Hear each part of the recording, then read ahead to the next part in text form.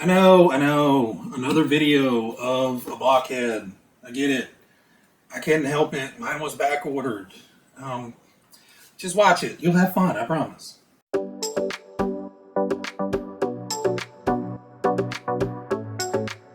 Well, hey guys, welcome back to the channel. I'm Adam. Glad you were able to stop by and hang out for a bit. So today, yes, I know, I'm making a video on the Tamiya Wild One.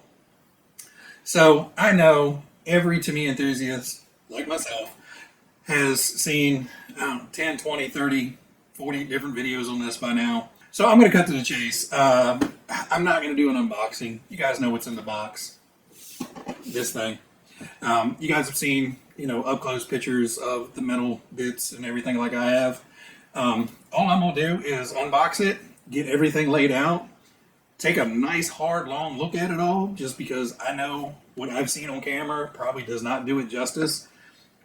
So after I'm done drinking in the beautifulness of all these parts and pieces, I'm going to start building it, and we're going to go through it. I'll probably stop in a few times. If not, then I'll bring you back once it's built.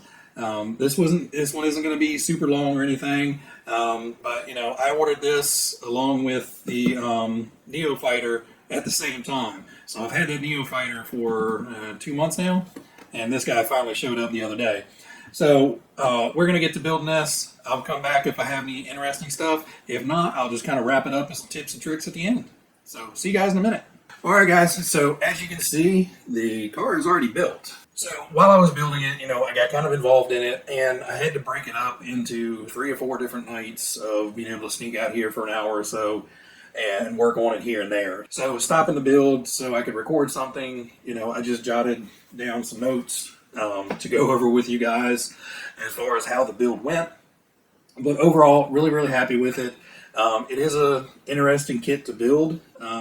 There's a few little quirks and challenges with it.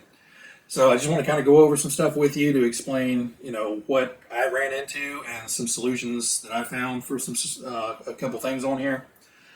So this is one of the first kits I can remember building that step one is, cut out and install a sticker. That one kind of threw me for a loop. But yeah, step one, you're putting the stickers on the side of the chassis. And, no big deal. It's just mentally it kind of threw me off. I'm not used to putting stickers on until at the end of the build. But yeah, and throughout the build, you'll be doing stickers here and there, just because of the way it's assembled. So the chassis first, then you're actually, assembling the light pods and adding the decals around those as a trim. So I don't know if you can see, but there are wires hanging out of my light pods. So I did add LEDs to this, and I actually added some additional ones, which we'll see in a second. But a suggestion for that is if you are putting LEDs in here, you may want to try to paint the interior of the pods like a silver or a black or something. Probably silver, at least there's a little bit of reflectiveness there. If not, you'll see once I turn the lights on, basically you have these big glowing light pods, which is fine. When you're out running it, it's going to still look cool. But if you want to cut down on some of that glow, I would paint the inside of those light pods like a silver or something. So you get a little bit of reflection more out of it, but you're not getting as much light bleed from inside of the pods. So that's early on. That's like step 3 of the manual is assembling these pods. So you may just want to leave them on the parts trees, paint them out real quick, and you can tell where the lenses fit in there, and let that dry. So while you're putting the decals on here and stuff, they should be ready to assemble by then. So the next weird thing that I ran into is the front springs. This is like step 11 in the manual. The front springs, the shock perch, or the spring perch for the shock at the bottom, is not the right size. The spring literally moves around back and forth on there. So I noticed that right away, and I did not like that at all. That was just bad planning, I guess, and I guess I didn't feel like going back and fixing the tooling. Essentially and it's mostly aesthetics, but when that spring shifts out of center, as the suspension starts cycling up and down, you can hear that spring grating back and forth on that shock. And, it's going to get scratches and dings and stuff in it, but something about it, that's just bad quality. I shouldn't, right out of the box here as the spring goes up and down on the shock body. So to fix that, I used a small O-ring, and I'll put a picture up here. I got an O-ring set a while back from Harbor Freight here in the United States. You guys overseas, I'm sure you have a discount hardware store around you. But I basically put that O-ring around so you have to put the O-ring onto the shock first, slide the O-ring, the shock perch on there, and then work that O-ring around the top part of that shock perch, and then when the spring goes down onto it, it holds that spring out to the outside and keeps that spring centered. I would take a picture. I'll try to take a picture.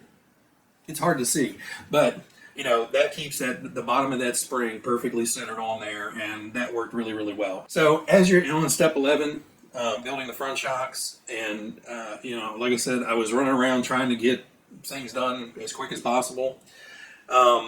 There's the G2 part that goes on and acts as a spring collar. So these don't have the traditional clip-on spring collars. It's literally just a round tube that you have to slide onto the shock when the spring goes on.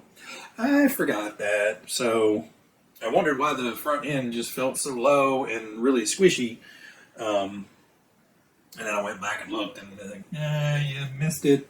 So don't forget that little part on there. That definitely helps add the correct amount of tension on the front end.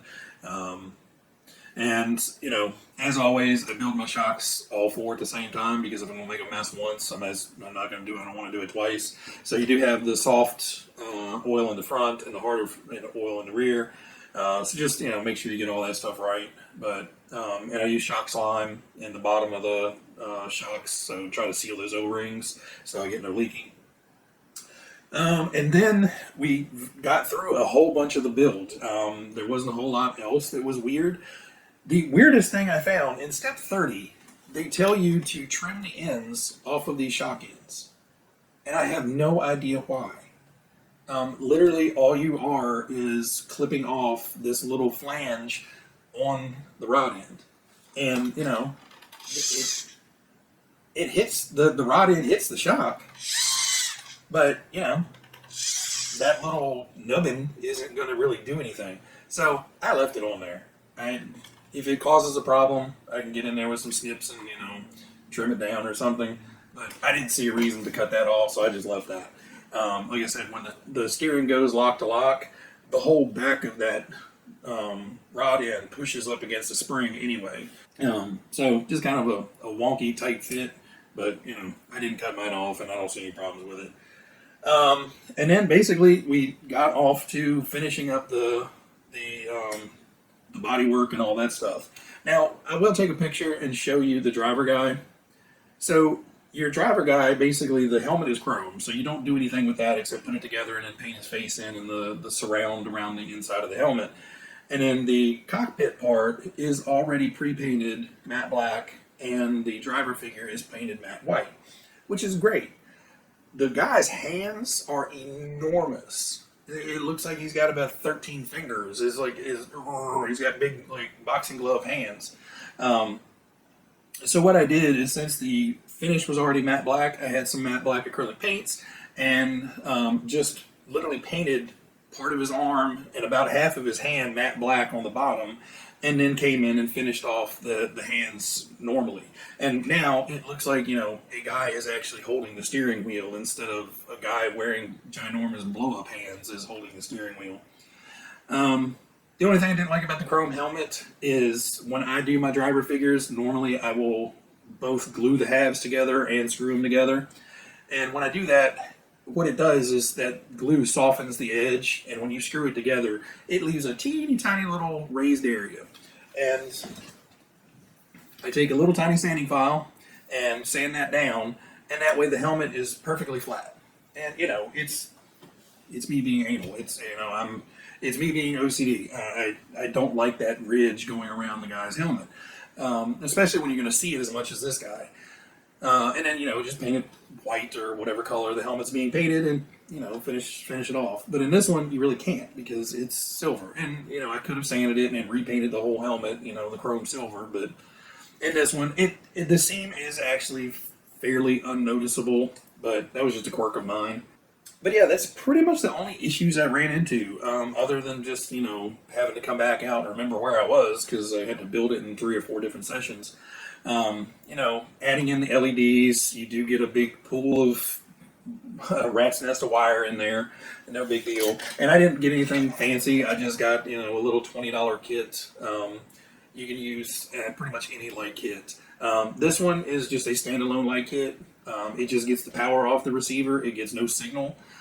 So there are no active brake lights or anything. It has like 20 different modes, so they can blink and crazy stuff or just stay on.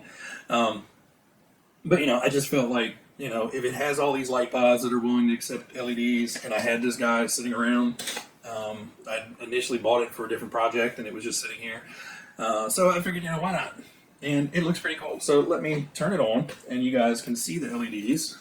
Oh, one other thing. Speaking of turning this on, this has the Hobbywings ESC in it, which has a different on-off switch than your traditional Tamiyas. So the traditional Tamiya, you basically unscrew that on-off plate, and then you screw it down to the chassis. This, you cannot do that with that Hobbywing. So the Hobbywing one comes with a piece of, double-sided foam tape. All I did was stick that onto the back of the switch and then dropped it down into the standard switch hole, and you just have to make sure you're hitting it right in the center so you can have room to turn it on and off. But it's a really, really short throw, a tiny switch, but it works well. So, as you can see, we have dual headlights, and we now have rear taillights. So, for the rear taillights, you get extra light pods in the kit. So, you get the big round ones for the front, and as you can probably see, they glow very nicely.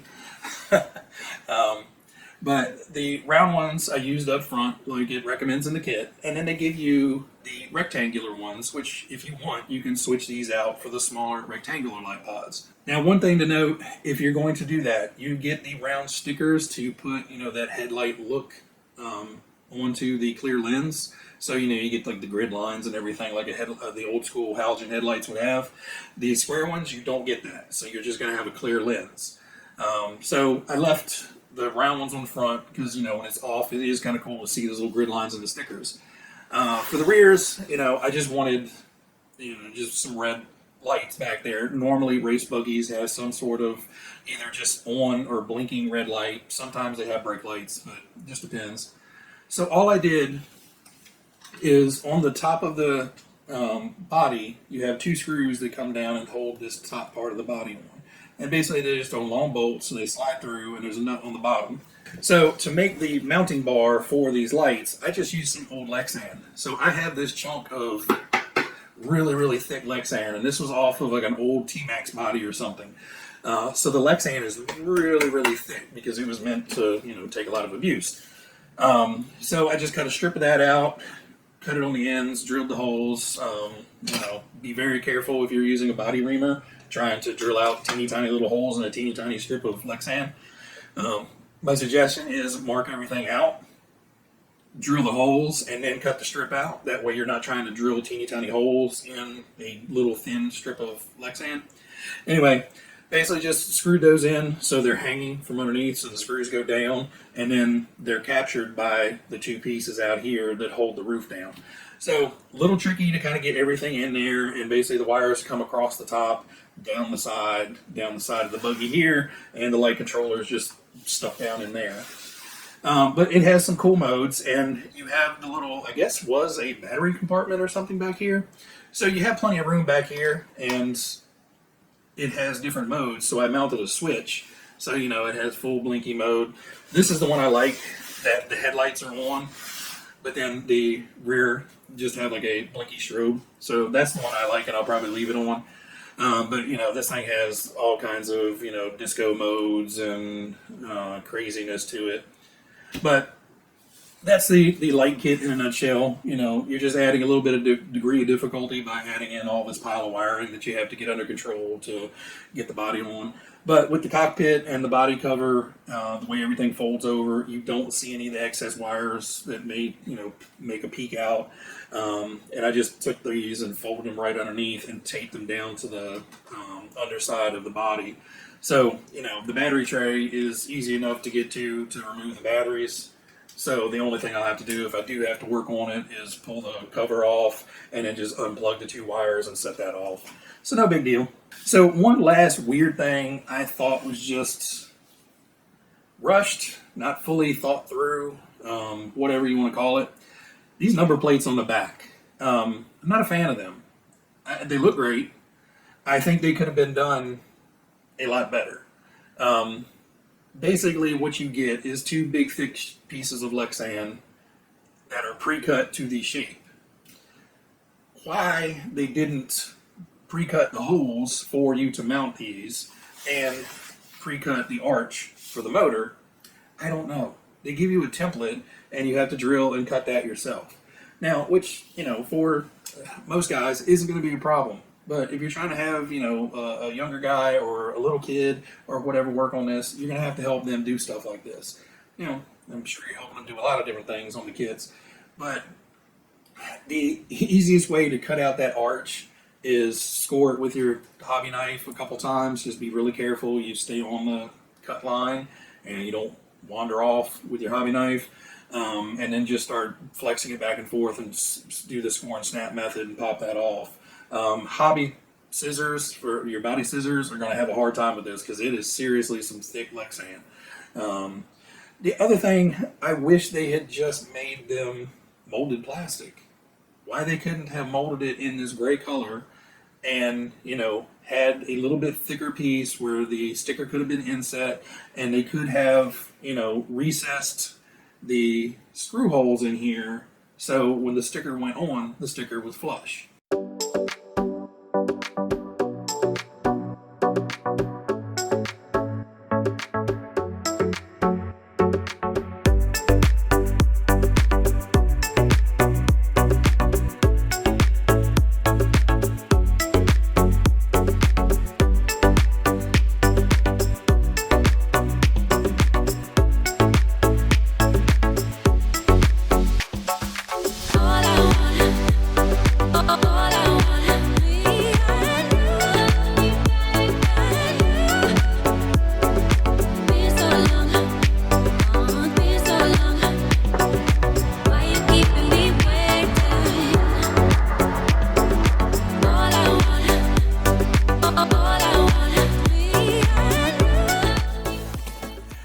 You're so pretty.